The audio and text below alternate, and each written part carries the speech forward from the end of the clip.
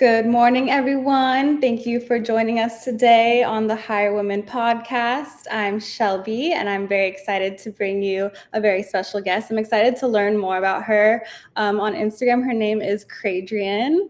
Her name is Adrienne Airhart, and she is just a powerhouse in the cannabis retail space. And she's multifaceted, actually. She does comedy, writing, content creation. So we're going to hear all the amazing things that Adrienne does. Before we start, I just wanted to say that this episode is brought to you by RMR Legacy Smalls. Find them wherever you can in dispensaries, limited edition. Right now, Joey's on the North American Weed Tour, so stay tuned with all his travels, and we're excited to hit up some events for the rest of the year, so stay tuned. But Adrienne, thank you again for joining. Thanks for having me. Thank you. Okay, so we're just going to jump in. Where are you from? Originally, I'm going to say Florida. I spent my childhood in Southern California in Newbury Park, and then I lived in Portland for a little bit, but the chunk of my life, Florida and New York. What's your birthday? 4/19. Ah, you missed it. No. I'm on the cusp. A lot of people say I'm big Aries energy. A lot of people say I'm big Taurus energy. I don't care about that stuff. I don't follow my life by astrology, unfortunately. Oh, okay.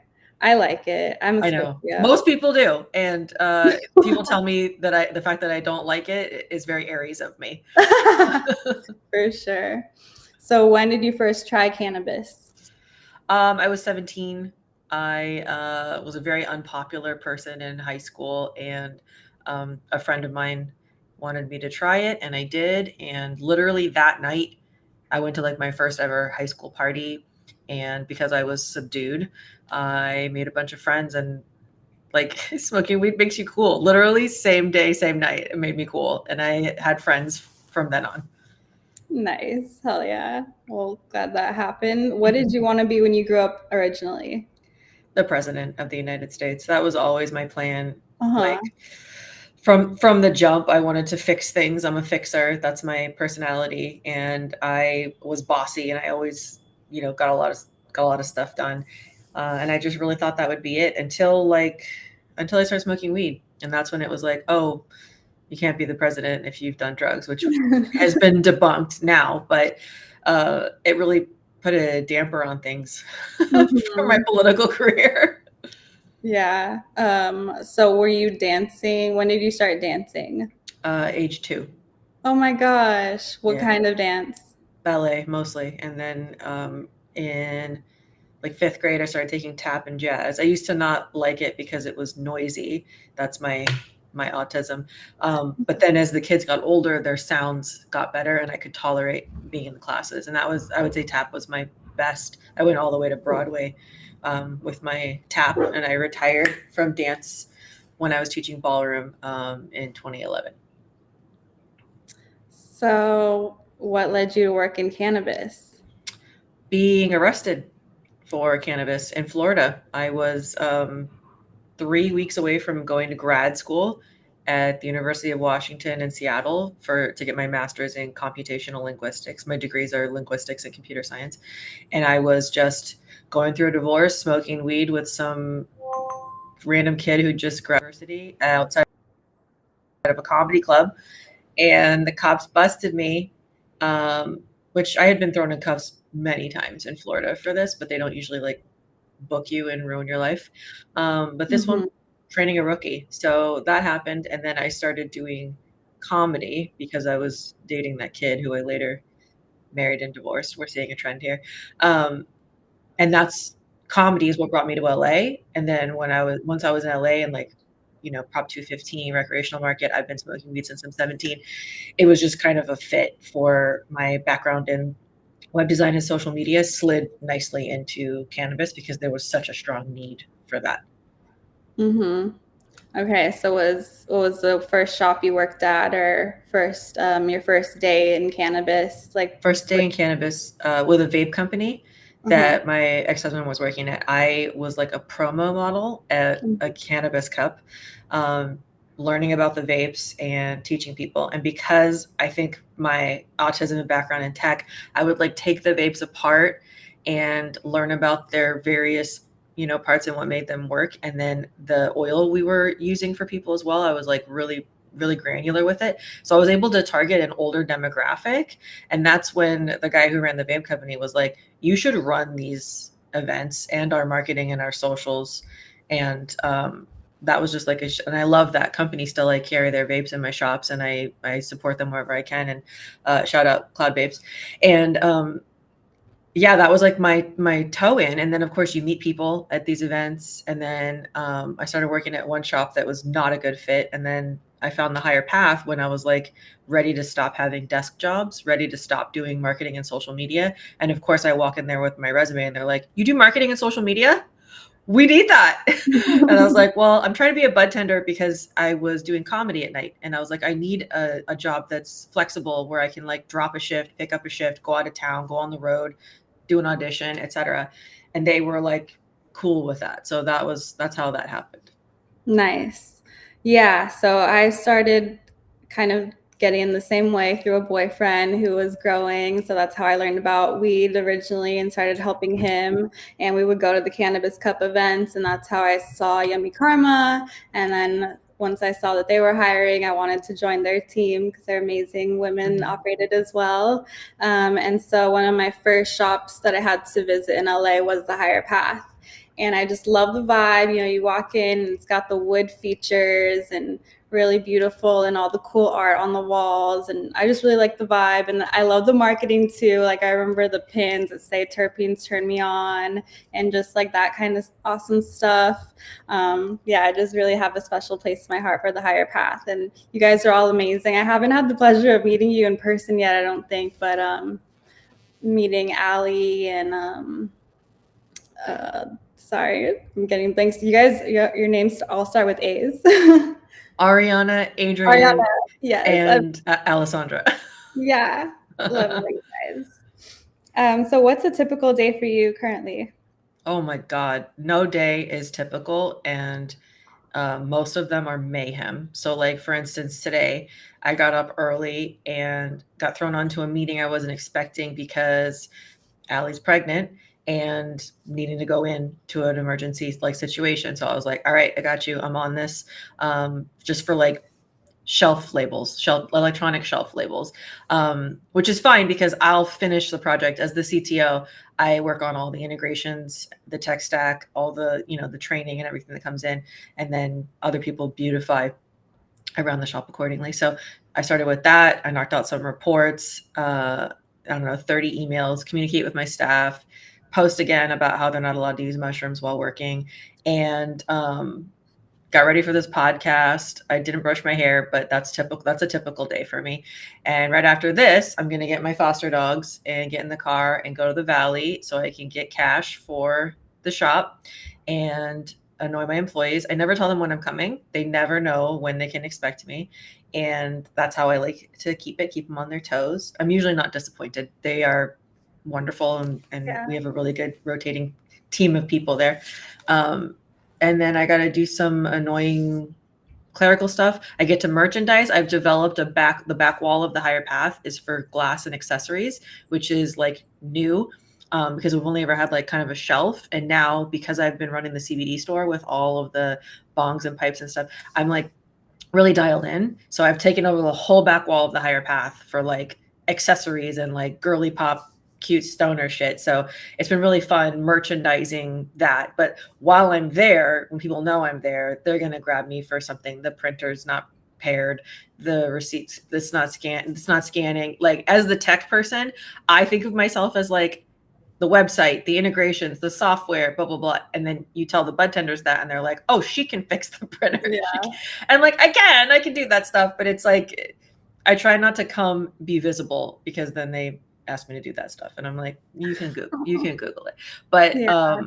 a lot of integrations, I really love trying to make cannabis as mainstream as possible. So that's like how I start my day every day is like, how can we make our POS and our website look like Sephora and operate like Sephora as best as we can, given the legal limitations, and new payments. I do the payments too. So I'm getting a new payment system in the shop now too. So it's just like a lot of moving parts. No day is like another day, except for 420, which is insane.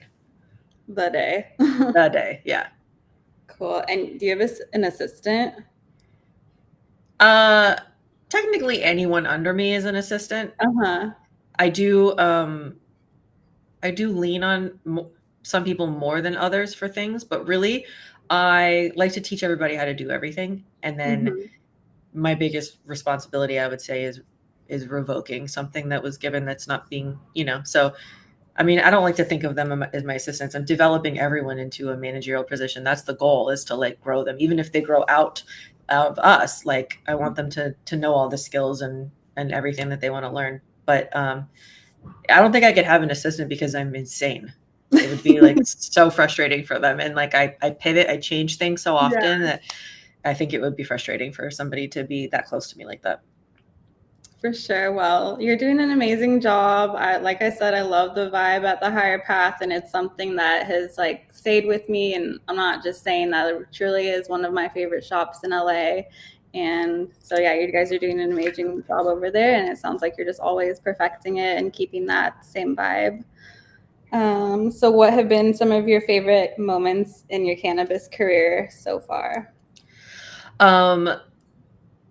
Good or bad, when recreational went live in 2018, like the first week of January, I think, I was actually on a ski trip in Tahoe with the GM. So like the two people who like run the shop most were out of town. And the owner, Jared, called us and was like, we're going live with recreational. And we're like on the mountain, like I was on LSD. I was on the mountain like, what? Oh my God. So we cut our trip a day short and came down, and it was line around the block, wrapped around twice, because you could just get in with your ID. And we were panting and sweating, and out of product quickly.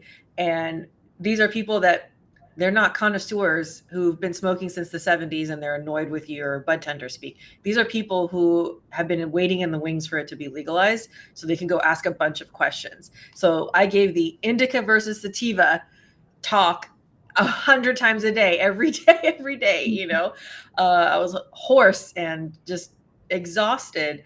And then a few months later, we had the metric change where we had to get rid of all the packaging and sell everything for like a penny. And that was also insane and so fun, because people were leaving with like ounces of stuff for like $5. And it was just like, when it's mayhem, it's so fun. Like every 420, I think too, is so like electric and full of life. And there's always something always goes wrong or goes down. And that's like why I'm always on site, is like, I'll throw together another register, or I'll fix this, or I'll reroute this, or I'll get on the phone with the payments company. And yeah, it's just electric. And like, it reminds you, when you're busy like that, how important cannabis is and how important it is to keep it clean and safe and legal and beautiful in your space, so that people feel welcome. And like every single person who walks in that door is like, this place is for me, Yep, exactly. And that's what I like about the Higher Path as well, is you guys have that consultation space for people who need to ask questions and really like get down to it. And you've had great educators. Amazing. Yeah, Ariana is like our biggest educator. She's trained like the education team over and over again. And like, she hired me almost a decade ago. Originally, she was the GM there, and now she does like consulting all over the place. And I'm like training her on marketing and socials now, so the mentorship role has like kind of shifted. But talk about empathy. She's the first person I think I ever told that I had Asperger's, which is now called level 1 autism, like almost a decade ago.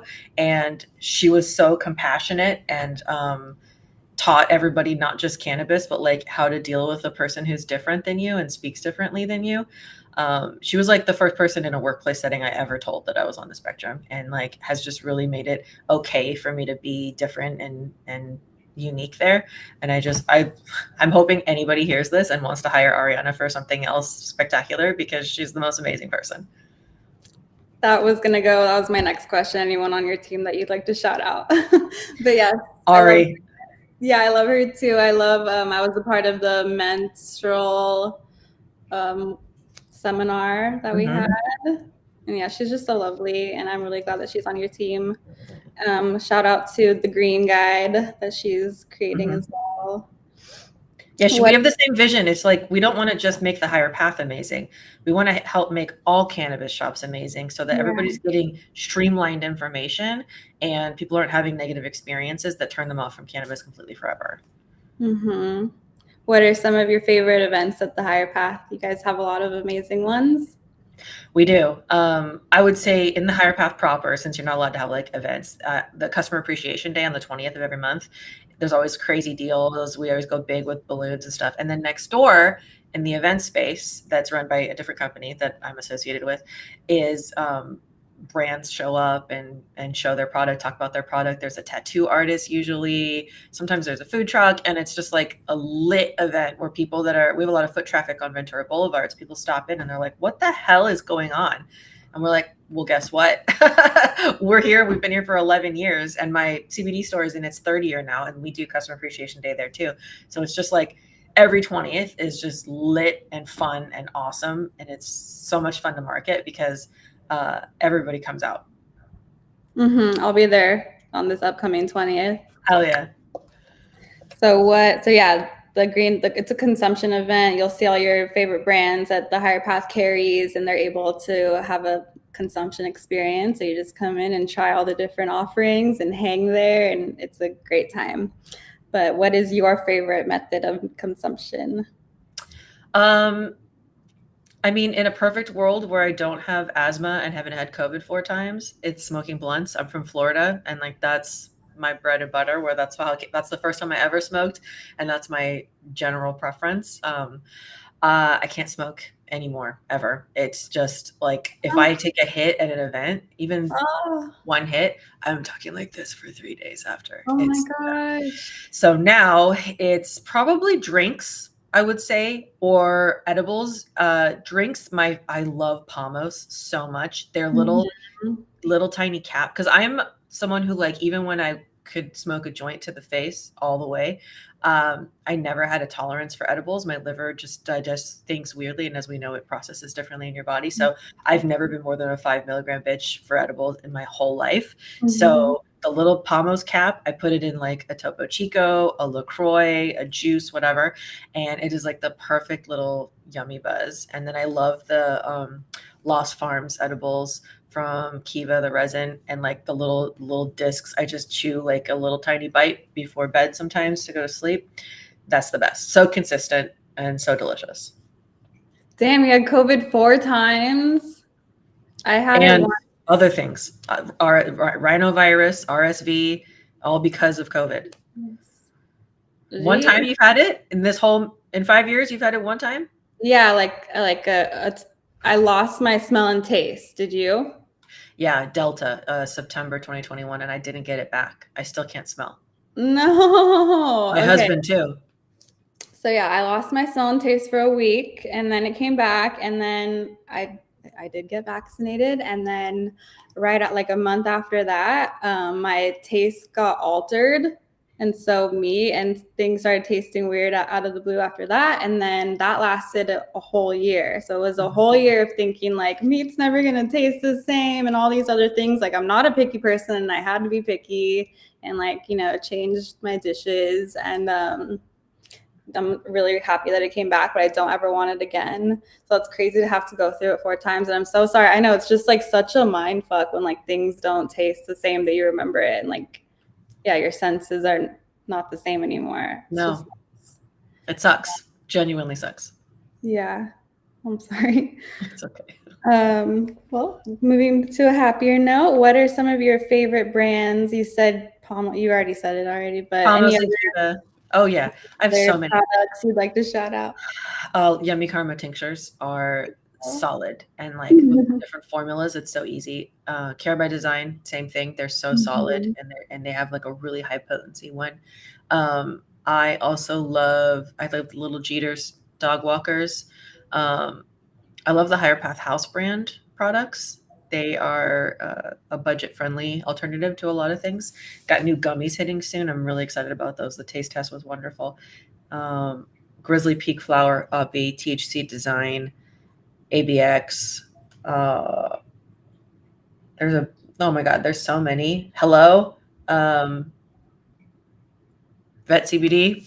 Most of the products that I have and use in my house. I also love Kush Queen bath bombs in Metric and in my CBD shop. And I went to her wedding in May. She's been the homie for a really long time, and they made um, live resin olive oil from the olives on the farm where they got married, and lavender, and like, oh, it was just so curated. Her whole bridal collection is fantastic. This talk about shouting someone out. She's not technically a coworker, but she's a friend and like a co-person in cannabis for a Yeah. long time. She's like everything any woman should ever want to aspire Yeah. to be. Like a CEO, a boss bitch, badass, loves the plant, believes in Mhm. the plant, pushes hard for it, an ally, an LGBTQ ally, a trans ally.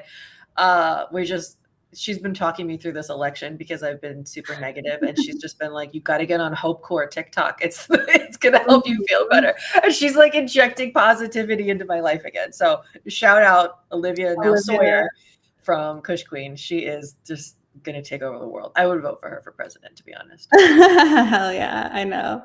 Love her. And I've been hoarding my bridal collection stuff too. I'm like, I want to keep it. It's so cute. But I did Mhm. smoke the flower recently. But yeah, I haven't used the oil yet or the gummies. The But balm I just used the other night, one of the oh, best sleeps. I posted that my Aura Ring tracks my sleep, and I'm uh-huh. usually like in the 70s. I don't sleep like amazingly well. I did the bridal, and then before that, I did the 1-to-1 sleep balm, and I posted my results. I got a 95 sleep score. Yeah, Wow, that special lavender. really helps you relax. Hell yeah. Well, yeah, and she's friends with Wolfie and she's into comedy too. We've seen Olivia on Comedy Central as Mhm. well. What are some Shout of out to Wolfie, also the homie. what are some of your goals in comedy and in cannabis? um, they're so separate from me. They're mutually Okay, exclusive. start with one and Yeah, then comedy. I want to talk and be myself and be funny. And this is my outlet for the things I can't say while I'm at work. I mhm. can't tell you how many times I want to say that's what she said. And like, I've just like, I'm somebody's boss. I have to rein this I in. It's really, know. really hard. But so many people that like are new, that are new employees have no idea that I do comedy because I do not have a sense of humor at work. I am so fucking serious about my job and about cannabis and about full federal legalization, about staying compliant, about not losing our license, about if they don't have their ID, they're not coming in. Like we are so strict. And it's hard to like you just got to click into that mode when you're on the clock talking, you're just like, no, this we follow the rules. Well, obviously I used to sell weed as a teenager and an early Mhm. 20s person, and I used to buy weed from a guy behind 7-Eleven, who would we get mad if I brought a boy with me for protection. So times have changed, but my goal is make the higher path the standard for every shop that's out there, with variances obviously, but just like, no, we follow all the rules, we have the same education, we're going to tell you the same thing every time you come. You're not going to have one bud tender tell you something and another one tell you something differently. Try to give them the best product for the best price possible, make them feel welcome. And that's just my goal. And obviously, personally, I want my tech stack to be so automated and so streamlined that like you don't even need to talk to a person unless it's about product recommendations. Robots can handle every other iota of anything that you need, including payments. And I think we're headed there. I'm nervous about the rescheduling, and what it means for big companies like Monsanto and Bayer and Marlboro, who are going to just start selling their stuff in pharmacies and on Amazon, and kind of like wheedle us out. That's my biggest fear, but Mhm. cross that bridge when we come to it. Mhm. And then obviously comedically, I just want to talk shit for the rest of my life, and hopefully people find it amusing. Hell yeah. Okay. So then going into comedy, what have been some of your favorite moments like starting out and doing stand up?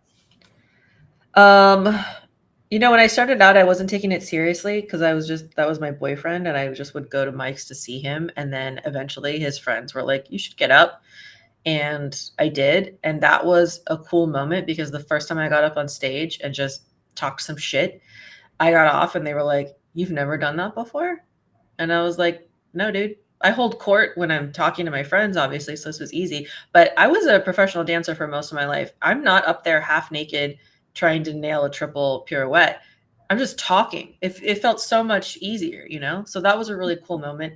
And then the first time like a big comic came from out of town and saw my set and was like, you should leave this place and go to Los Angeles. That was shout out Christina Pajitsky, who Oh, is really? yeah, she was the one who was like, what the fuck are you doing here? Get out. And then when I did move to LA, I saw her in a comedy club bathroom and I was like, hi, I don't know if you remember me. She was like, fuck yeah, I remember you. Good for you getting out of Florida. And I was like, oh my God, you're the best. I haven't really kept in touch. I don't believe in bothering people. So I've never asked for a show or asked anyone for a favor ever in the entire time I've been doing comedy, which is really weird and probably why I'm not more successful, but I don't want to do that. So Mm-hmm. that was a cool moment. Having Patton Oswalt retweet me years ago and then have me come open for him based on my tweets was really cool. My favorite moment has to be when Patton Oswalt was on I think it was used to be called the Opie and Anthony show. And he Uh-huh. was talking about some of his favorite tweeters and he started reading a bunch of my tweets out loud.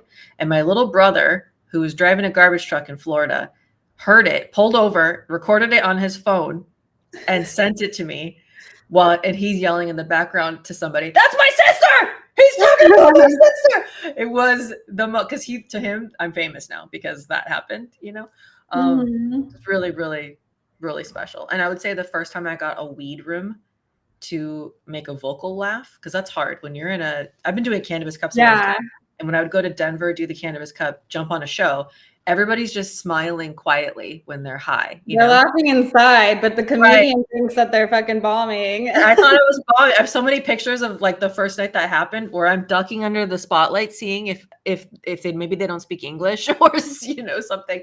But then finally, like dialing that in from doing my comedy show in the lobby of the Higher Path for almost 3 years. It's called Lit Comedy. I like figured out how to keep them going where you can get actual visceral laughs out of them, and that's been like a really big accomplishment. Amazing. Okay, so I'll share that I've also done an open mic once, and Fun. I talked about my COVID shit, and I was reading off of my phone. It was my first time. I was going to see my friend, Uh-huh. and we were just catching up. And of course, like I had drank a beer, so I was a little more loosey goosey. And she's like, "Why don't you sign up?" So then I did. I did like 1 minute because that was my goal. I'm a really big fan of Kill Tony, so I'm like, if I can get a minute, like maybe I could do Kill Tony one day. So I had to practice. I haven't done it yet because I just want to keep writing. Like that was all on a whim. I made fun of Britney Spears' Instagram. That's an easy thing. And yeah, but yeah, I got people who came up after me and they were like, wow, like they were like fans of my jokes. So that felt good. And yeah, are you responsible for the Higher Path sponsoring the Comedy Store shows? Mhm. Sometimes shout out Gino over there. So that's pretty cool. Yeah, I like sponsoring for them too and being able to sit on his side and watch and meet the comedians Yeah. too. Low key, we sponsored low key comedy for a long time because I could tell Matt Rife was going to be something. So I was like, this is worth it, even though it's over the hill from us. A lot of people might not come to the Valley after the shop for the shop just because of this, but I felt like it was worth it, and it definitely paid off. And I know they were grateful for the support while they were building that show. I set up an open mic in the green room next door every Tuesday. So if you want to come, you can consume while you're in there because everyone's carded at the door. They're 21 and the landlord knows there's consumption. If you want to come try the mic, there's a 5-minute mic from 6 to 8 and then a 10-minute mic from 8 to 10. And then people book from there shows all the time. So if you want to All try it, right. any Yeah, Tuesday. I got to write more and that there's a goal right there. Did Matt Edgar work for you guys? Yeah, I brought him on as a driver. He's he's Wolfie's guy. So any friend of Wolfie's is a friend of mine. Yeah. And he was actually incredible. He was fantastic. The customers loved him, the staff loved him, and like he was the best. But then they like are Austin and they travel a lot and stuff, so it didn't make a lot of sense. But literally anytime he's like, I'm going to be in LA for an extended period of time, can I work again? We would definitely bring him on. He's the best. He's too good to be doing this, but he just likes it. He likes bringing people their weed. I think that's so adorable. He's just an adorable person. I saw him and Wolfie perform at a cannabis comedy show in OC at Tropicana, and just we were talking about like, they're like, come on, people, like you're not giving me much to work with because everyone's stoned. So Yeah. stoners, if you go to comedy, try to make yourself audibly laugh. It helps. They're on a tea break right now, Matt and Rachel. Oh, that's right. Yeah.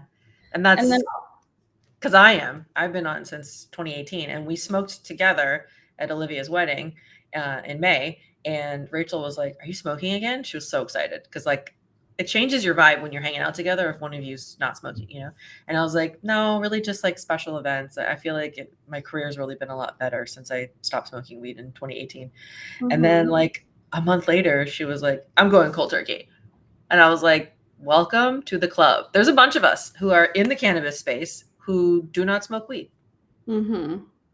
I mean, it really does better for productivity. I can attest to that, I think. Mm-hmm. And I also wanted to shout out B. Gutierrez because she's also gonna be famous. She is one of the most hilarious comedians I've ever seen. I was running Dime Bag Comedy, and then I was like, I'm too busy for this. And she was there running the event for me. And I said, let's switch. I'll run the door. You host the show. I don't feel well. And she goes, are you sure? And I'm like, yeah. And then at the end of it, I was like, can this be your show? And she was like, fuck yeah, this can be my show. And it's like taking off. She's so naturally gifted funny. I can't wait to see her like meteoric rise. I'll support her however I can. Same. Yeah, she has great personality, great heart. Love her. Love meeting her. Mm-hmm. Time to talk about OnlyFans. Okay. So you started that. What kind of content do you share, and what do you love about the platform? It's transformed a little bit. I've been with the same person since I started it. Like my husband and I were just dating when I started it because I thought in the middle of COVID, not even the beginning of COVID, I thought I was going to lose my job because people didn't have money and nobody was coming in person anywhere. So I thought the Higher Path was going to close. And the CBD store and the event space weren't a thing yet. So I started OnlyFans. I was really demure at first. It was just like topless, whatever. And then my boyfriend, now husband, got in some videos, and that's when it like really cranked up and ended up changing my life, paying my medical bills, and just elevating my life, to another level. Now it's like pretty evenly just demure. I mean, I'm not like most girls. I don't show below the waist, and like I get a lot of hate for that. But if you want to see that, there's a lot of that. You don't need to see mine. You can see what I'm showing you. And I guess that's just like another way of monetizing like one of your gifts. I was born with a very large chest, and it's like, why would I not monetize it? It's responsible for so many of my medical bills because of the back pain, the neck pain. I just got a steroid injection in my spine last week because they're so heavy that they're pulling my shit. So it's a symbiotic relationship where they make me money, but then they cost me money. And yeah, I guess I enjoy the freedom of like, I can make whatever I want. And if you don't like it, like, don't fucking buy it. It's not a big deal, get out of here if you don't like it. A lot of people in there are really respectful. A lot of them follow me because of my comedy, and they appreciate that I don't do like sexy captions. I do like jokes, and I it's me responding. No one's ever logged into my account but me. So if you're DMing me. And if I'm talking shit to you, that's me doing that. A lot of people jump in and say all the things that they want to do to me, and then I just respond, I bet you do, because I don't want to go back and forth. I don't do that. I'm married, so that's what OnlyFans has done for me. Most people know about it. It's not hard to find me. I don't talk about it at work, obviously, but they know, and my boss, obviously Jared's cool with it. He's a very free mind and free person. And he's just like, more power to you, whatever makes you happy, whatever's keeping you financially stable right now. Yeah. So that's pretty much it. Comedy and OnlyFans are very symbiotic. I was I wasn't expecting you to say that. I was kind of expecting you to say that you do use it for comedy. Because did you see like Whitney Cummings is now on OnlyFans, and like a lot of comedians are like putting their special out on it and stuff like that. So yeah, it's changing. It's not just not only for nudie stuff. It's like For me, now, it still is. yeah, cool. That's But it's awesome. people who like nude, funny women. Yeah. I don't know if you know about Gabby Lamb. She's also a comedian. She just started an OnlyFans, so but I For think it's, comedy. yeah, exactly. Yeah. It's like more satirical, like her trying to be hot. Yeah. So yeah, cool. Do you have any places that you definitely want to perform or like any other dreams in that scene? In comedy, Yeah. um, I would love to move to Europe and be a comedian over there. Um, Mm-hmm. I'm just waiting on Cannabis to catch up. And once it's like more ubiquitous and less terrifying, I would love to like be a person who lives in like London and travels around Europe doing English speaking shows. I'm not fluent enough to do shows in Spanish and French yet, but I probably could get there, and Norwegian. But I think there's definitely a big market for not just expats, but English speakers who love comedy all over Europe. Good tip. Thank you. Do you so you speak other languages? How many? I mean, conversational in Spanish, French, Norwegian, and a little bit of sign language. That's my first degree is linguistics, so it's kind of like a goes hand in hand that you accumulate a bunch of languages while you're studying language in general. Um, but I went all the way back with English, like all the way back to the beginnings of English. That was like my thesis. So that's my favorite language. But yeah, I mean, that's what my tattoos are, is like my languages that I speak. Oh. Yeah, and just enough Hebrew for, Shabbat prayer and things like that, but I'm not conversational in that. I would say Spanish is my best, so going to Mexico is always really fun because they don't expect you to speak it, and then you're just like, Uh-huh. comprendo todo. So, it's fun. Sweet. Yeah, I took Latin in high school. Smart. Yeah, and you know what's funny is like when I educate for yummy karma and tinctures, and I'm like the sublingual gland, under the tongue, like hello, but people are like, oh, what? Like I didn't know that. I'm just like, They oh. really don't. They really don't know the prefixes and suffixes that come from Latin. So Yeah. I'm happy I took that at least. Okay, what are your favorite hidden gems in your area? Like places. Yeah. First of all, I don't know if you've ever been to Bakari restaurant. They opened one right next to the Higher Path, and it's the best thing that ever happened to all of us. Because not only is there like foot traffic from them, but it's my favorite restaurant. I used to go to the one in Silver Lake, and I live in West Hollywood, so I've been to the one on West Third, and they're dope. But there's something special about being able to like get out of work and eat, or go eat and then come to an event or whatever. That's just phenomenal. So that's definitely one of my favorite hidden gems. We had a office. We're not really an office. We had a staff party at Firefly in Studio City one year. That was epic. Um, we have a Mendocino Farms across the street, so there's always salads and sandwiches at like everything we ever do. So I wouldn't say that's a gem, but it's there. It's there, and we love it. And there's also a Taco Bell across the street, which every time my employees get it, I'm like, you're gonna regret that. You're gonna have a bad time, and you're gonna regret it. And then sure enough, later they go, that was a bad idea. And I'm like, I know it's twice as much to buy food elsewhere, but then it stays in your system and doesn't evacuate immediately.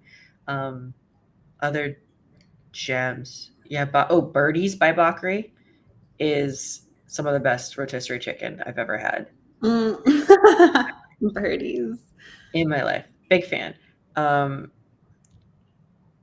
yeah, I think those are probably the gems I can think of. I don't really go out a lot. I'm working. Where'd you go when you were in Europe? This past time in June, we were in London, and then we rented a car and drove out to the English countryside, the Cotswolds. So we stayed in Cheltenham, we stayed in Bath for 4 days, and we went to Stonehenge for the sunrise on the summer solstice on June Uh-huh. 21, Lit. I which saw was that live on YouTube. epic. being there, so energetic, so much going on, so many people obviously on psychedelics, people doing lines of coke next to us. It was like such an exciting experience, and like all these British accents and stuff, and people from around the world. And I touched the stones, which is so cool, so Uh-huh. cool. But that was pretty rough. We had to get picked up by the bus at 1 a.m. in Bath Town Center, take a hour bus ride, walk a mile, wait 3 hours for sunrise, and hang out, walk a mile back, and then 2 hour bus ride back into Bath. So we got in at like 8 a.m. just like dead. But then we went to the baths at Bath and soaked in the mineral water that's thousands of years old. And that was so Mhm. freaking cool. Bath is, I think, probably my favorite city. It's so like peaceful, relaxing, old world, just epic. We liked York a lot too last time we were in Europe. And then we went to Stratford upon Avon, which is William Shakespeare's birthplace. Mhm. And then, yeah, London, we went to Norway. My aunt was getting married. So I stayed near my family there. And we just did typical like family oriented Norwegian things. I feel like it's less touristy when you go to Norway if you don't have people that live there because they're very focused on like dinner parties. And my family's part of a hash group that they run and then they drink after, and they have like weird ceremonies that they do with their little running club called Hash House Harriers. So every time we go, we end up running with them, and then Wait, but what kind of hash? it's not smoking. The hash Oh. is the running. So somebody goes ahead and sets a trail, and then Uh-huh.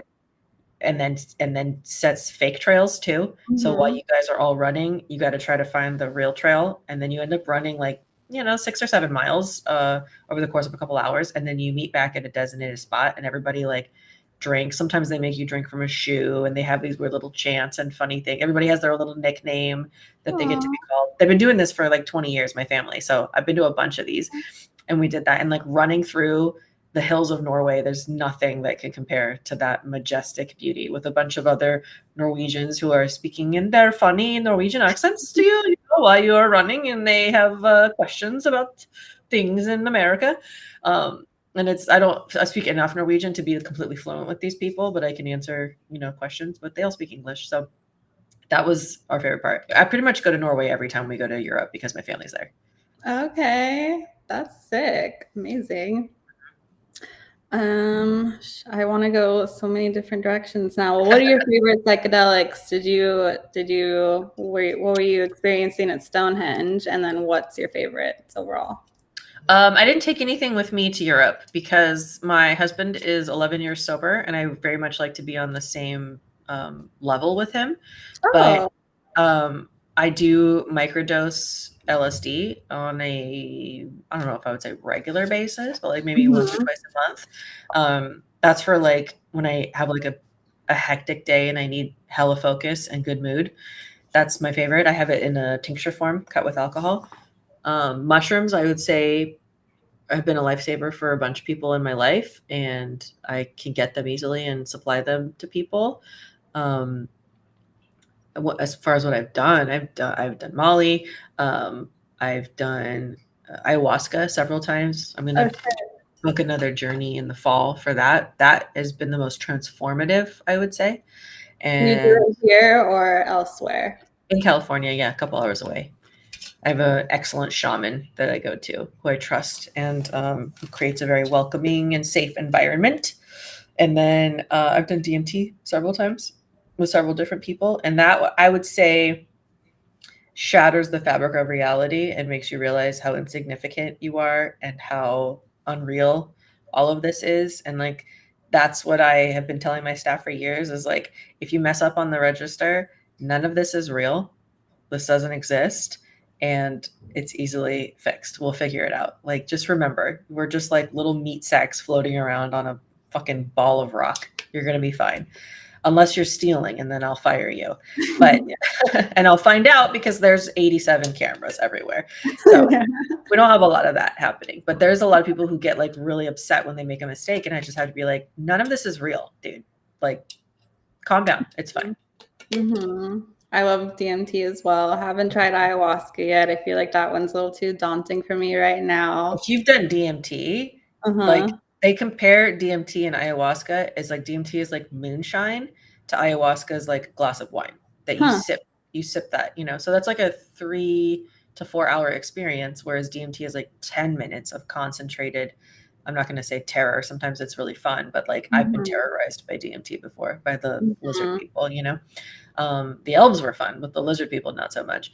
And Mhm. then ayahuasca is just like you got to do the work. Like it's same with mushrooms. If you're on a hike and all of a sudden you start feeling anxiety, you can't hide or run from it. You have to lean into it and let the mycelium network punish you for whatever you believe internally you've done wrong in your life. Same with ayahuasca. And then you get the fun show after the trees breathe. And like for ayahuasca, you get to see visions and like the visions of what life could be. And like I can't recommend ayahuasca enough. And if you're afraid of puking, follow the dieta and you will vomit very little, if at all. Hell yeah, thank you. I love that you microdose LSD too, because that one's one of my faves. I feel like for that one, I can see the design or like the domino effect of life. I don't know. Mm-hmm. That makes sense. But yeah. And I saw that you have Wiccan roots. I don't know if you wanted to talk about that. I was raised Catholic, but I watched a lot of Charm growing up. So then that made me want to be curious into Uh-huh. paganism and oh yeah. So sorry, I was just like, oh, Shannon Doherty, R.I.P. Oh, But I know. I'm sad about that. I never yeah, saw Charmed. I grew up without television, so I oh, yeah.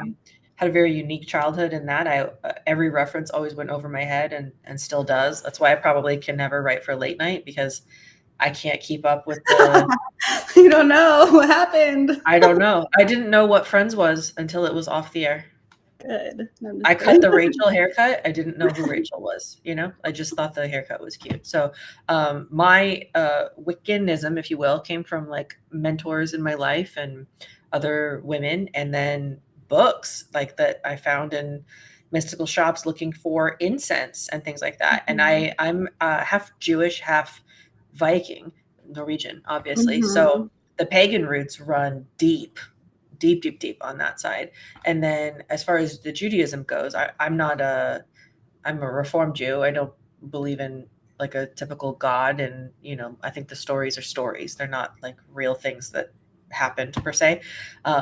But the Judaism guides my life much more than anything else and always has. You know, I am a Jewish person, but I have a Yule tree. I don't say Christmas. I don't believe in Christmas, but I have a Yule tree and I have candles and spell books and all that stuff. And I believe harm none, do what you will. And a lot of that paganism comes from my Norwegian roots too. When I went and saw the Northern Lights in Northern Europe a few years ago, that was the most I've ever cried in my life. And I was on nothing. I was sober as a bird. That was like a religious, spiritual experience for me. So I feel deeply about it. I carry a lot of Wiccan supplies in my CBD store because I think more people should have access to them and they should be a little less intimidated by those Like products. what? We have little boxes of candles, like spell candles, and different Mm-hmm. varieties of them. We have little spell kits. I have sage wands with crystals. I carry a bunch of crystals. Like it's a section I'm developing based on need, and obviously, like at the end of the day, I'm a salesperson. If they're not Mm-hmm. selling, I'm not going to carry, you know, those things. But there's a market for that big time. A couple people on my staff are like Wiccan-y. I'm not going to say they're Wiccan, but they're Wiccan-y, Mm-hmm. and they make suggestions for things. Tarot, we have tarot decks. You know, just a lot of things that help people stay connected spiritually without needing like alcohol. That's my biggest thing is like do this instead of alcohol. Mm-hmm. That's awesome to know. I had no idea. Yeah. What else does the higher path offer? Because, or I'm sorry, the other path. There's the higher path, and next door is the other path. So I just Mhm. wanted to shine a light on that because I always forget, once I finish my demo at the higher path, I just like go to my car and I forget, like, everybody was talking about the higher path and I still need to visit. You So, should step on to the other path. It's fun. I made it look like a magical cottage treehouse vibe in there, and I just want everyone of any kind of person to feel safe and welcome in there. I have a lot of smokes that are designed to help people quit smoking cigarettes, and I have a lot of drinks that are designed to help people either in the sober community for a long time that want something when they show up to a dinner party, or people who are desperately trying to wean off of alcohol. And it's maybe like the visual, physical fixation. So there's a lot of CBD wines, CBD like gin and whiskey, and like I don't know a lot about alcohol. I've never been a drinker, so but I'm carrying a bunch of botanical stuff too that will mix well in mocktails for people, especially like I know Sober October is coming. My husband's in the sober community. I'm very deeply entrenched with them and I want to support them. So I carry a lot of broad spectrum CBD as well, which has 0% THC. Typical CBD that's on our shelves is federally legal, 0.3% THC or less, but it could possibly show up in a drug test. And if you downed a whole bottle of a tincture, you could possibly feel psychoactive effects. So I carry a huge broad spectrum shelf for that, a whole bunch of pet treats because I foster a lot of dogs. And I understand how important it is to keep their anxiety down in the initial stages of them in a new home so that they have the best success of like latching and bonding with their person. We run a lot of Dogs Without Borders is the foster I work with, and I let them use the event space for adoption fairs sometimes too. And I think it's like a good symbiosis. If you do adopt a dog that's maybe anxious, stop next door and get some CBD, and I'll throw you a discount for that too because you're supporting my rescue. So we also have CBD drinks, nutrigen, adaptogenic drinks, functional mushroom tinctures and chocolates and gummies and capsules. I have a tobacco license, so I have a bunch of papers and rolling things. I carry really cute, girly grinders and trays and things like that, so that it's just, I feel like every smoke shop I've ever been into has been like guy focused and like a man is selling and there's Rasta music playing, which don't get me wrong, I love Rasta music, especially ska too. I'm like a big fan, but it's just a vibe when you walk in there as a woman. I never feel like it's for me. I feel like I should have a man with me, and like there's girly stuff, but this is what I'm saying with the higher path, like the whole back wall being accessories is I'm making it girly as fuck intentionally because I want girls to feel welcome. And as we all know, women be shopping. So, and the other path too is just a whole plethora of things that you can try instead of alcohol or pain pills. I carry CBD tape that you can use for an injury that has CBD and willow bark infused in it. So if you hurt your ankle, you wrap it with this tape and you can stay on for like 5 days administering medicine the entire time. It's just like real niche, weird stuff that it's easier to get these products because the CBD market is way less strict than the metric market for regular cannabis. So I carry a whole bunch of weird shit in the other path, and I hope I keep carrying weird shit there. Hell yeah. Thank you so much. Oh my gosh. Well, we're running on time. We got to get back to work soon and brush our hair. I didn't either. So, is there anything else that you would like to plug before we leave? And where can we follow you once again? You can follow me everywhere at Cradrienne, and I mean everywhere, CRAYDRIENNE. I would like to plug, obviously, the higher path and the other path and the green room, and Dogs Without Borders. Perfect. Well, thank you once again, Adrienne. So great to meet you, and I'm excited to meet you in person and hang out more at the green room and the higher path and see you guys all soon. Everybody have a beautiful day. Remember to follow respectmyregion.usa, respectmyregion.420. Have a beautiful Wednesday.